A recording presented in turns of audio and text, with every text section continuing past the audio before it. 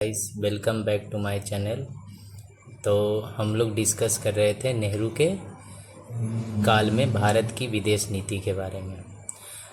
जहाँ तक हमने फर्स्ट पार्ट में बात किया था कि नेहरू का जो विदेश नीति था वह आइडियलिस्टिक प्रिंसिपल पर आधारित था, जिसमें यूजुअली लोग डिफेंस छोड़कर कंट्री के डेवलपमेंट पर ज़्यादा फोकस करते हैं। माना कि आज़ादी के बाद हमारे देश की आर्थिक स्थिति उतनी अच्छी नहीं थी, स्टिल हमारे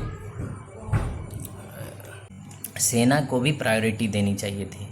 उन्होंने सेना को प्रायोरिटी नहीं दिया। इवन जब हमारा पंचशील समझौता हुआ, जिसको हम लोग कहते हैं कि हिंदी चीनी भाई भाई 1954 में वो समझौता चीन के साथ हुआ, उसमें अगर हम लोग देखेंगे कि उसमें बहुत बड़ी फेलियर क्या थी, दो फेलियर थी।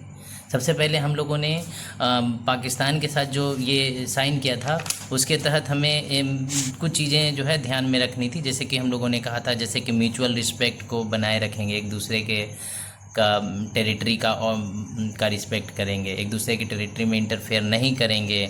ठीक है। दूसरा अगर हम लोग बात करते हैं म्यूचुअल रिस्पेक्ट हो गया, टेरिटोरियल इंटीग्रिटी पे एक दूसरे में हम लोग हस्तक्षेप नहीं करेंगे, एक दूसरे के सॉवरेनिटी का हम लोग रिस्पेक्ट करेंगे और एक दूसरे के अगेंस्ट एग्रेशन नहीं करेंगे। और दूसरा non integration in the internal affairs. तो जाहिर सी बात है कि एक दूसरे के इंटरनल अफेयर्स में हम लोग ज़्यादा अपना मतलब कि अपना इंटरफेयर नहीं करेंगे। सिंपल सी बात है।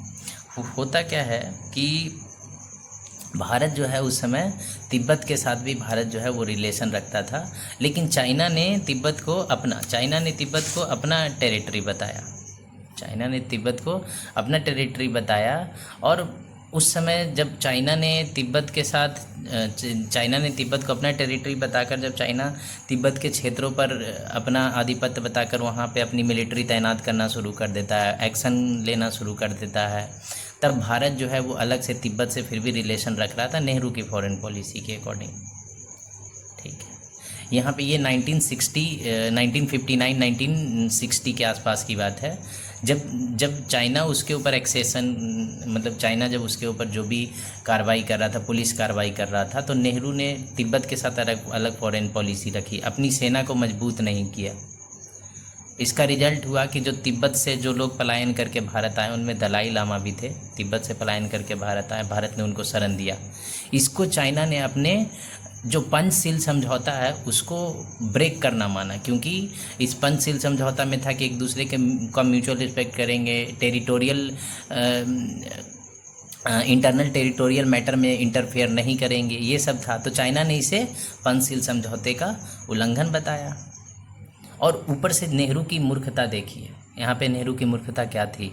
जब चाइना ने 1962 में इंडो चाइनो वॉर के समय अगर हम लोग बात करते हैं, चाइना नेपाल, भूटान, पाकिस्तान, अफ़गानिस्तान, इस सब बॉर्डरों के आसपास जो है अपनी सेना उसने तैनात कर दी। नेपाल और मतलब भारत को चारों तरफ से उसने घेर लिया। और नेहरू ने क्या किया, नेहरू ने उल्टा किया, अपनी सारी सेना को वहाँ से बुला लिया, बॉर्डर पर से सारी जो सेना के जो जवान थे उन्हें बुला लिया, और जो सारे टेलीग्राफ वगैरह जो भी सिस्टम थे सबको ठप कर दिया। क्यों? क्योंकि चाइना उससे शांत हो जाएगा। मतलब चाइना को शांत करने के लिए कि चाइना जो है, चाइना को अगर हम लोग ये जवाब नहीं देंगे तो चाइना इन सब चीज़ों से शांत हो जाएगा। और मतलब कि उन्होंने, सिंपल सी बात है कि उन्होंने सारे चीज़ मतलब कि खाली करवा दी, बॉर्डर को ही खाली करवा दिया नेहरू ने कि लो भाई लो, तुम आ जाओ, जहाँ तक तुमको घुसना है घुस जाओ। और इस तरीके से हमारे देश को लुटवाया गया है, इसे ओपन कह सकते हैं, क्योंकि सेना को पीछे कर लेना, सेना को हटा लेना, ये तो कायरता हुआ। आइडियलिस्टिक फॉरेन पॉलिसी के कारण नेहरू ने न तो भारत के आर्मी को मजबूत किया, और दूसरा था कि वहाँ से टेलीग्राफ पोस्ट को हटा लेना, सब सेना को पीछे कर लेना, ताकि चाइना जो है वो शांत, मतलब चाइना जो है वो क्या हो जाएगा। अरे भाई, इतना ही डर था तो क्यों शरण दिए थे दलाई लामा को? जब इतना ही डर था तो चाइना से? अगर दलाई लामा को शरण नहीं दिए होते तो आज शायद चाइना जो है वो भारत पर अटैक नहीं करता। अक्साई चीन वाले हिस्से को उसने कब्जा कर लिया और भी बहुत बड़े एरिया पे आज तो उन्होंने अरुणाचल प्रदेश वाले हिस्से पर भी कब्जा कर लिया है। कह सकते हैं कि पंचशील समझौता जो है वो कुछ भी नहीं, बस कह सकते हैं कि ये चाइना को लुभाने का एक तरीका था, ताकि चाइना का जो एक्सपेंशनिस्ट पॉलिसी है वो भारत की ओर न बढ़ जाए। बस उसको लुभाने का एक तरीका था कि चाइना को लुभा कर रखो कि चाइना जो है हम भारत के हम जो है ये चाइना के सपोर्टर हैं, या फिर चाइना जो है वो पीसफुल कोएग्जिस्टेंस में बिलीव करता है। ऐसे बस उसको एक कह सकते हैं ना कि हम लोग ऐसा दिखाने को, क्योंकि हम इनेबल थे, कह सकते हैं कि हम कमज़ोर थे, तो अपनी कमज़ोरी को छिपाने का एक तरीका था कि हम लोगों ने चाइना के साथ पंचशील समझौता कर लिया, और जो कि टोटली फेलियर था। हम लोग देखते हैं कि उस समय जो है हमारे सीकियांग बॉर्डर पर जो है वो चाइना ने रोड बना लिया था, अक्साई चीन में पुलिस चौकी बना लिया था, और वहाँ से वो जो है रुक रुक कर फायरिंग किए जा रहे थे भारतीय क्षेत्र में। ठीक है, भारतीय क्षेत्र को अपने मैप में दिखा रहे थे।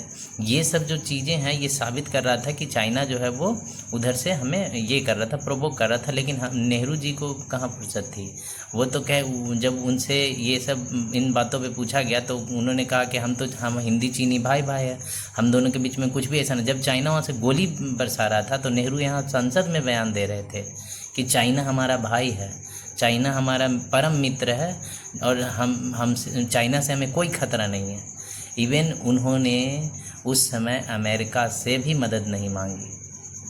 तो अमेरिका के फॉरेन सेक्रेटरी ने उस समय कहा था कि मैं भारत का मदद नहीं कर सकता हूँ, क्योंकि जाहिर सी बात है कि भारत ने कभी भी उनसे मदद नहीं मांगी। और उनका नेहरू का तो संसद में ये कहना था कि पंचशील जो है वो हमारा एकदम अटल है, उसको कोई पंचशील को जो चाइना जो है उसको वो जो 5 वादा किया था वो 5 वादा से चाइना मुकरेगा नहीं। हमारा जैसे कि 5 वादों में हम लोगों ने बात किया था कि एक दूसरे का म्यूचुअल रिस्पेक्ट करेंगे, टेरिटोरियल इंटीग्रिटी को एक और सॉवरेनिटी को, दूसरा एक दूसरे पे नॉन एग्रेशन का भाव रखेंगे, फिर नॉन इंटरफेरेंस का भाव रखेंगे दोनों के इंटरनल टेरिटोरियल मैटर में, फिर इक्वालिटी की दोनों इक्वालिटी के साथ काम करेंगे, और पीसफुल कोएग्जिस्टेंस की बात करेंगे। ये पंचशील ट्रीटी में मेन जो है यही सब चीज़ें थी। लेकिन क्या चाइना इन सब चीज़ों को मान रहा था? चाइना तो उधर से गोलियां बरसा रहा था, और नेहरू संसद में भाषण दे रहे थे कि चाइना हमारा भाई है और हम लोग पंचशील जो है। इवन उन्होंने 1957 में नेहरू ने कहा था कि चीन और सोवियत यूनियन जो है वो भारत के किसी प्रकार के सैन्य संघर्ष में शामिल होने नहीं होंगे, ऐसा उन्होंने बता दिया। वाह, वहाँ चाइना गोलियां बरसा रहा और ये ऐसे ऐसे बयान दे रहे थे संसद में।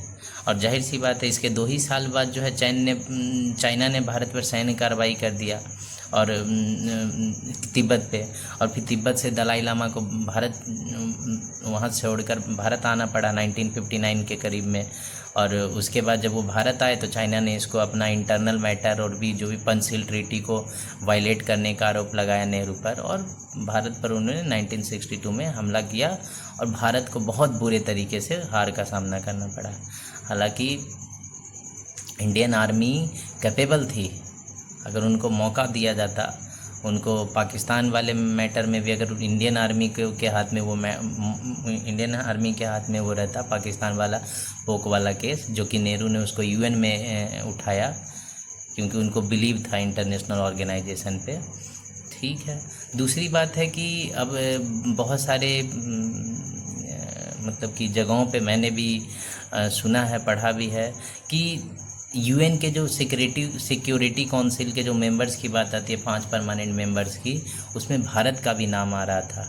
चाइना से ऊपर भारत का नाम था, लेकिन नेहरू ने आगे बढ़कर उस जो हमारे पास जो वीटो पावर आने वाले थे वो चाइना को थमा दिया, मतलब चाइना को दे दिया।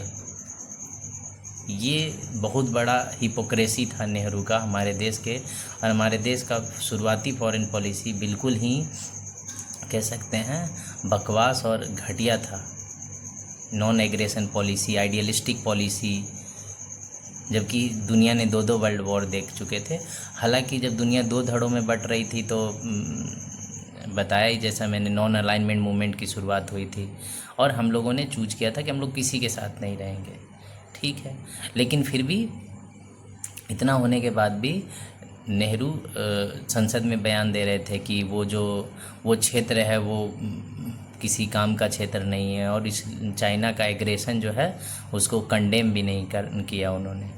तो इसलिए कह सकते हैं कि भारत का फॉरेन पॉलिसी जो है उस समय बिल्कुल भी सही नहीं था। और आप क्या सोचते हैं इसके बारे में? क्या नेहरू ने जो किया वो सही था? क्या उनको पाकिस्तान का मुद्दा यूएन में लेके जाना चाहिए था? क्या उन्हें चाइना पर पंचशील ट्रीटी के तहत इतना आंख बंद कर भरोसा करना चाहिए था? 1957 में जब चाइना की ओर से गोलीबारी बॉर्डर के क्षेत्र पर किए जा रहे थे, बॉर्डर के क्षेत्र में सिंकियांग में बॉर्डर रोड बनाए जा रहे थे जो कि भारत का भी टेरिटरी है, उस क्षेत्र में रोड बना रहे हैं, उधर से फायरिंग किए जा रहे हैं, तो ये सब चीज़ों का नज़रअंदाज करना क्या नेहरू ने हमारे देश के साथ सही किया? आपका इस पर क्या राय है? ज़रूर इस पे आप अपना विचार दें। और मैं तो यही कहना चाहूँगा कि नेहरू